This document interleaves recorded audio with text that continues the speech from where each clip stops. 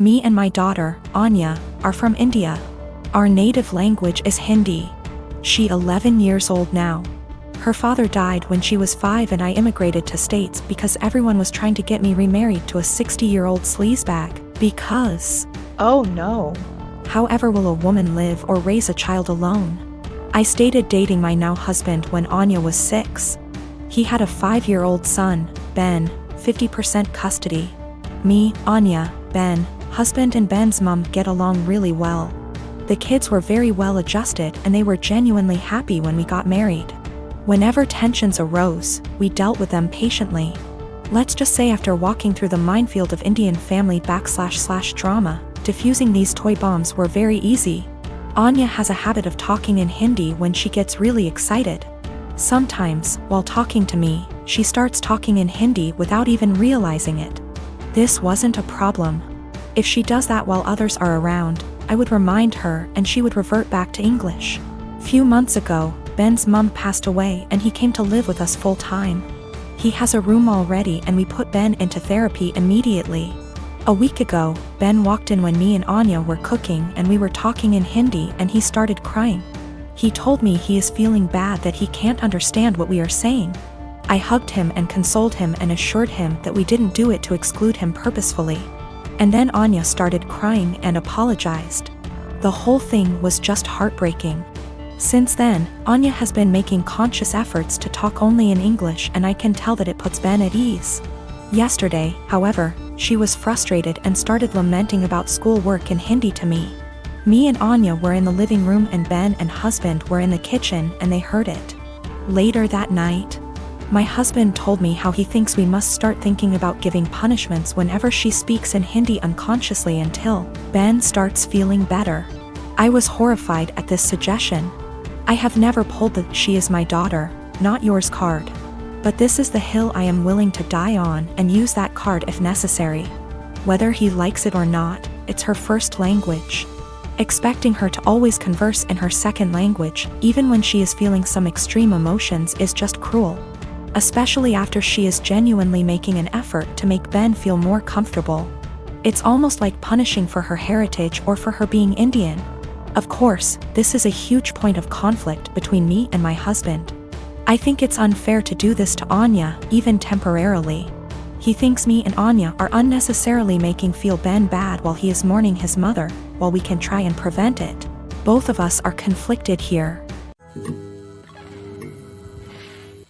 I am a 33 years old female, and I have had fertility issues for the past couple of years with my husband. He's 35. We went through with consultations, and while we had very promising results for treatment, the cost did give us pause. It wasn't that we couldn't afford it, we just weren't at the point yet where we were willing to pay. I discussed it with my husband and we were both fine with the idea of adopting. My cousin Tiffany, woman 25 years old, is adopted and she supported our choice in looking into it. However, this was a couple of years back and during that time Tiffany was reunited with her birth parents, and she's been acting pretty hurtful to my aunt and uncle since then.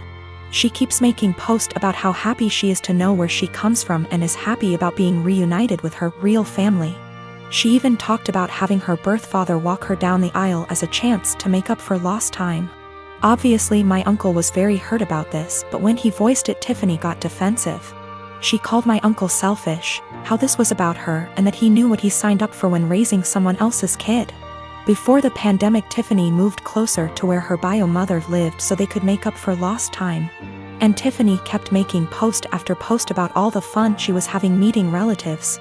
And how she called / video chatted with each of her bio parents multiple times a week. Meanwhile, she barely texted back my uncle and aunt once a month. I could tell how heartbroken my aunt and uncle were but tried to give Tiffany her space, and the few times they said anything she accused them of being selfish and unsupportive. I think the biggest thing that broke them was when Tiffany promised to come by for my aunt's birthday and was even given the money to travel to them but then never showed up. She called literally the day before to say that her bio mom had an emergency so she wasn't going to make it, but didn't give back the money. I am completely disgusted by Tiffany's behavior, and while I haven't completely ruled out adoption entirely, I did want to give medical assisted conception a try. My husband supported this and we are now currently expecting. After we made our announcement, Tiffany messaged me asking why I would spend thousands on creating a child, when I could help one who already existed. I tried to play it off, but Tiffany kept pressing and calling me a bad person when there are so many children who desperately need a home, and overpopulation. It got to the point where she was pissing me off, and I just came clean and said that her behavior towards the people who loved and raised her was the reason. Tiffany got really upset, but I didn't care. However, her parents are now starting to say that I was wrong. My wife, Irene, is very fit. She likes working out and has a proper exercise regime, etc. She believes that if she feels good, she looks good, and she feels good working out, so who am I to stop her?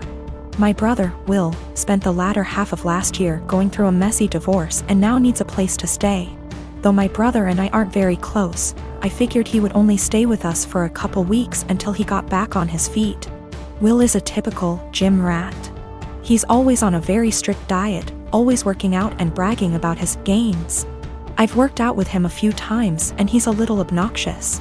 He's always mad at you if you don't work at his pace and is always trying to correct your form. He's a pretty fit and muscular guy, but I don't like to exercise with him. Will has been pushing Irene to work out with him because, according to him, she won't be able to keep up with him. Irene mostly just shrugs him off with a laugh and tells him she would love to work out with him. Irene works out in the mornings, 3 times a week, and then does a run in the evening. But she's been busy this past week and hasn't been able to stick to her usual schedule. Will thinks that she's making excuses because she doesn't want to be embarrassed by him. Again, Irene just laughs him off. About 2 days ago, Irene and Will went on an early morning run. I didn't go with them, but the first thing I heard when Will entered the house was, "The only reason I couldn't keep up with you, Irene, is because you were sweating too much." I found this extremely comical, and kinda just laughed him off. Irene rolled her eyes and went to take a shower, so I thought that the conversation would die. However, Will just kept bringing up my wife's sweat. My wife went to work and he told her to make sure she doesn't sweat through her clothes, or when she called me in the middle of day. He yelled, "Tell the sweaty." I said hi. Of course, the comment aggravated me and I told him to knock it off and stop acting like a child. I thought that was the end of it, but he just kept going. By the end of the day, I was tired of his comments, but Irene seemed rather unfazed by them. When she served him food, he made a comment about her sweating into the food. At this point, I was at my wit's end and I told him to stop acting like a sore, slow, referring to his running pace, loser, and eat his food. Will, of course, got angry and said the only reason he was going slower than usual was because he was distracted by my wife's unhygienic sweat.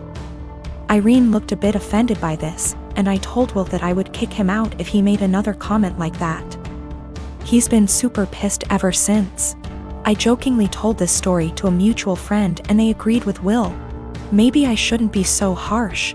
I didn't expect this amount of responses. I've decided to kick him out. He will be staying at a nearby hotel now. My husband doesn't like to go out much. It's not something that I've ever faulted him for or been mad at him about. We've never gotten in fights about it till now, and it's something he told me up front when we had first gotten in the relationship 4 years ago. I'm never going to be the kind of person that likes to go out a lot. I just want to hang out at home. And I of course said that it was fine because that's not a flaw to me, it's just a character trait. I used to suffer from depression due to a lot of traumas in my life. I found it really hard to go outside at all, and especially alone. I missed out on a lot of experiences because of this. In our first year of dating, he got me to have more confidence in myself, so I stopped hiding. I got a therapist and have been on a wonderful little antidepressant. We got married 1 year later and I'm still happier than I have ever been, and I'm incredibly grateful to have him in my life. That hasn't changed one bit. Now, I know that this isn't what he does. I know that he doesn't stay inside because he's depressed, it's because it's in his nature to be a house cat. And like I said, I'm still fine with that. Lately he's not okay with me doing this, though. If I ask him if he wants to see a movie with me and he said no, or the more common, I don't know, maybe, I'll usually ask him 2 more times, and then if he still says no, or maybe I'll go by myself. It's the same with going out to dinner, taking little classes, etc. We had fun with this at first. I would come home from doing the thing, and then I would excitedly tell him what I'd done and the people I'd met. He'd happily listen and hug me and kiss me on the forehead. It was a really beautiful thing. At one point we called it My Little Adventures, and I would take Polaroid pictures and show them to him and then hang them on the kitchen wall. It was a seriously beautiful point in our relationship, and the times that we would go out and take Polaroids together were some of the happiest times in my life. I even made it a point to have us go to things that he liked to do. It was great. It was seriously so great. About 2 years ago I asked him, "Hey, I've been really passionate about learning a language and eventually going to this language's place of origin. Do you want to study it with me and then go there too?"